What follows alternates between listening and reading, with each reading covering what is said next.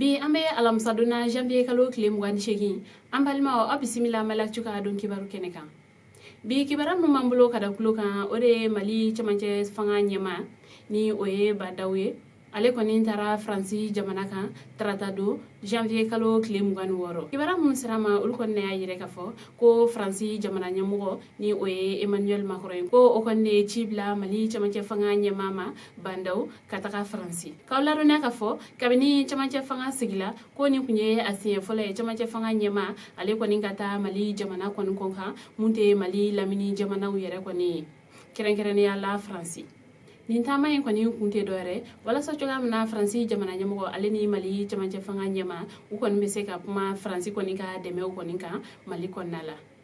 kibara were mambolo kada ukuloka ore kaula donia ko CNSP ko ukon hinchila kaula donia kafo CNSP ale kon ne finintigi jekuluye munu kon ye mali jamana nyamo korole president Ibrahim Boubacar Keita ka uga fanga koni dafri utkalo kletan shehi samba fla ani mugan konnala koni jekuluyin koni hun sigilendo alibi ngani wakati laban konna CEDEAO ale koni ka chidendo koni bora malla ni ulu koni ya nyini ka foko ka CNSP chi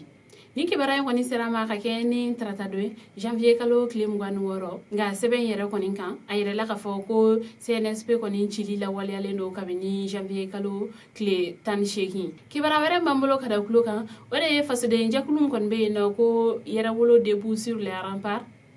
ul koni abolo da ka foko ubena tama ba wore koni ke mars kalo kile muganu woro yera wolo debout sur la rempart ale koni faso de njakuluye mu kon be franci jugala ulu koni ka la nyini ne wala sa franci kon be se ka takabo mali jamana kono chiko yamna ka hagla jigi ka fo janvier kalo klimwa ulu koni ne kun bora ka ukunda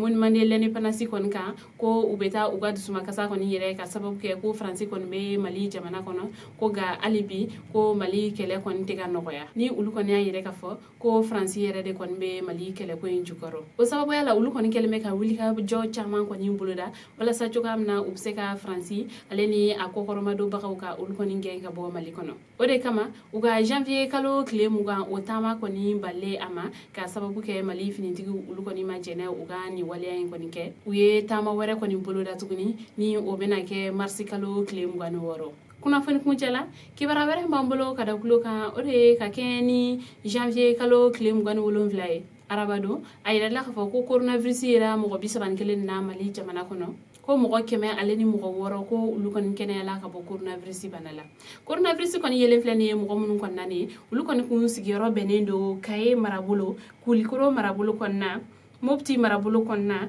aleni bamako sigida were konna la o sababu yala coronavirus e mo mun ne ulukon hinjate dafala mo ba shehi aleni mo bisabani wolon vlala mo mun kene la ka bo coronavirus banala ulukon dafala mo ba duru ani mo keme shehi ni mo biolon vla mo mun fene tayala ka sababu ke coronavirus banae ulukon dafala mo ba saba ani mo gani wolon vlala